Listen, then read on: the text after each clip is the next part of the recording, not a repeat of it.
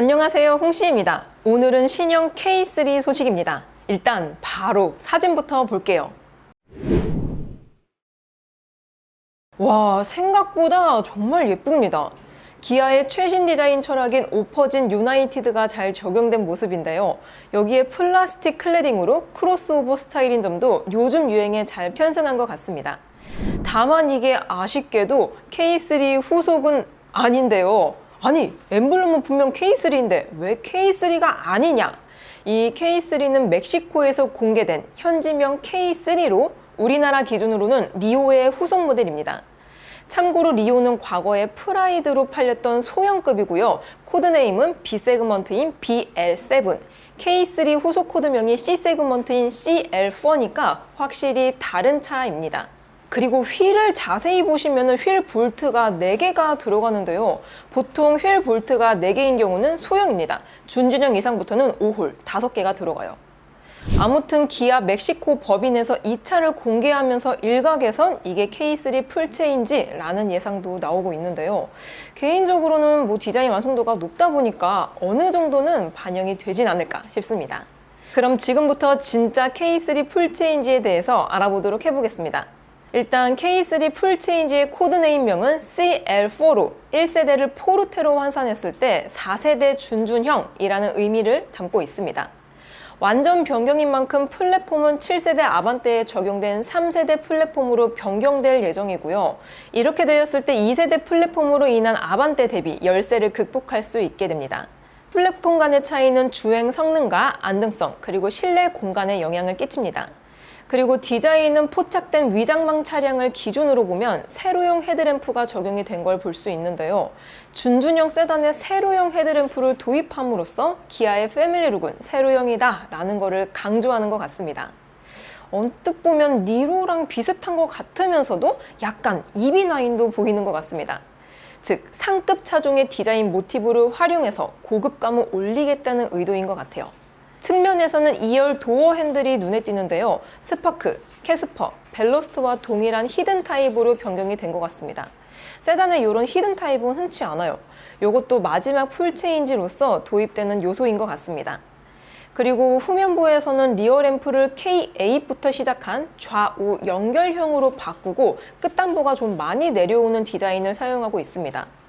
전체적으로 멕시코 K3와 비슷하게 크로스오버적인 스타일을 적용해서 플라스틱 클래딩 등이 도입이 되고요. 포지션 쪽으로는 세단과 SUV 사이에 위치할 예정이라고 합니다. 옵션으로는 준준형 세단 최초로 파노라마 선루프와 CCNC, 빌트인 캠 2 등이 적용이 될 것 같습니다. 와, 이 정도만 돼도 아반떼에 충분히 대응을 할 수 있을 것 같습니다. 근데 전 언에 따르면 현재 개발 중인 K3 풀체인지를 출시하지 않을 수도 있다고 합니다. 소문의 원인은 부진한 국내 판매량에 기인하는데요. 실제로 K3의 작년 판매량을 보면 아반떼가 55,766대 팔릴 때 K3는 21,021대가 팔렸습니다. 거의 2배 이상 차이가 나는데요. 이에 따라 기아도 국내에서는 3세대 K3 대신 소형급 전동화 크로스오버 혹은 SUV 모델로 예상되는 EB3 혹은 EB4를 우선 배치할 거라고 예측이 되는데요. 물론 판매량만 보면 이게 맞는 얘기긴 하지만 거시적으로 보면 얘기가 또 달라집니다. 기아의 소형 전기차 EB3와 EB4가 K3를 대체하려면 기존 K3의 가격 포지션인 1천만 원대에서 2천만 원대로 나와야 됩니다. 근데 이 전기차 특성상 비슷한 급의 코나, 니로를 봐도 보조금에 지원금 이런 거 탈탈 털어도 실구매가는 3천만 원 이상입니다. 즉 가격 라인업의 붕괴와 여기에 국내 전기차 수요 및 판매 감소까지 부정적인 요소가 많습니다. 참고로 최근 현대 기아에서는 협력사의 전기차 부품 생산 감산을 요청한 상태입니다. 요 말인즉슨 소형 전기차로 K3를 대체하기는 어렵다는 거. 또한 K3를 단종시킬 경우에 기아의 세단 라인업은 K5, K8, K9만 남게 돼서 현대의 아반떼와 소나타, 그랜저로 이어지는 라인업 대비 좀 부실해질 수밖에 없습니다. 이러한 여러 측면에서 K3는 출시될 확률이 높다고 예측이 됩니다. 이런 와중에 이번에 기아에서는 2024 K3를 출시했습니다. 이 소식도 K3 풀체인지 출시에 대한 신빙성을 더해주는 것 같은데요. 기아 입장에서도 단종시킬 차라면 바로 단종시키거나 아니면 별도의 상품성 업데이트를 하지 않는 경우가 많습니다.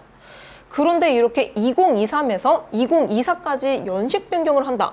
이런 건 보통 새 소식을 지속적으로 만들면서 제품에 대한 만각도를 최대한 미루는 영업 전략입니다. 그래서 이번 2024 K3의 달라진 점을 분석해보면 일단 바꾸기보다는 부족한 부분을 채우는 정도로 바뀌었습니다. 먼저 시작 트림인 트렌디에서는 기존 대비 8인치 디스플레이와 후방 모니터, 샤크핀 안테나가 기본화되었습니다. 다만 후방 모니터는 8인치 디스플레이 기능이니까 실질적으로 추가된 옵션은 2개라고 볼 수 있습니다. 다음으로 중간 트림인 프레스티지에서는 10.25인치 내비게이션 기본화가 이루어졌고요. 최고 트림인 시그니처에서는 10.25인치 디지털 계기판이 기본화가 되었습니다. 가격은 트렌디에서 60만원, 프레스티지는 64만원, 시그니처는 39만원이 인상되었는데요. 평균적으로 54만원입니다. 비록 가격이 조금 오르긴 했지만 그래도 시작가가 1,800만원대입니다. 모닝과 레이, 캐스퍼 같은 경차 외에는 여전히 가장 저렴한 차입니다. 즉, 현행 K3의 가장 강력한 무기는 가성비라고 볼 수 있습니다. 2024 K3를 아반떼와 비교해보면 가격은 K3가 1,825만원부터 2,507만원, 아반떼는 1,975만원부터 2,691만원으로 가격 차는 최소 122만원에서 최대 184만원이 납니다. 평균적으로는 152만원이에요. 준준형의 동급이 이 정도 차이면 꽤 많이 나는 거라고 볼 수 있습니다. 대신 옵션을 보면 아반떼가 비싼 이유도 나름 수긍이 됩니다. 시작 트림 기본 옵션을 비교해보면 아반떼는 K3 대비 에이다스와 안전, 외관, 편의면에서 우위이고요. K3는 아반떼 대비 내장, 시트 면에서 우위입니다. 다음으로 판매량이 가장 많은 중간 트림의 기본 옵션을 비교해보면 아반떼는 K3 대비 내장면에서 우위이고요. K3는 아반떼 대비 외관, 내장, 편의면에서 우위를 보여줍니다. 아반떼와 비교해도 크게 밀리지 않는 모습을 보여줍니다. 대신 최고 트림에서는 아반떼가 K3 대비 에이다스와 외관, 내장, 시트, 편의, 인포테인먼트 등 모든 부분에서 K3를 앞서감에 따라 K3는 아반떼 대비 우위점이 하나도 없습니다.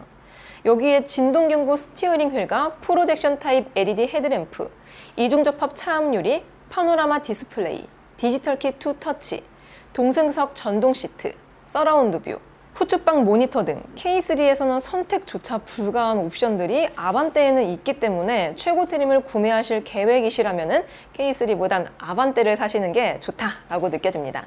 결론적으로 현재의 준준형 시장에서 아반떼는 조금 비싸더라도 기본 옵션을 더 주는 편이고 K3는 시작 가격을 최대한 낮춰서 필요한 것만 제공하겠다는 전략으로 풀이가 됩니다.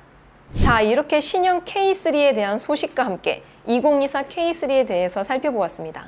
현행 K3도 가격 면에서는 경쟁력이 있지만 옵션 면에선 확실히 풀체인지가 필요하다라는 생각이 들었는데요. K3 풀체인지 소식은 또 업데이트 해드릴게요. 오늘도 저의 영상이 재밌고 도움이 많이 되셨다면 좋아요와 구독 그리고 알림 설정까지. 다음 시간에 또 뵐게요. 안녕. 빵!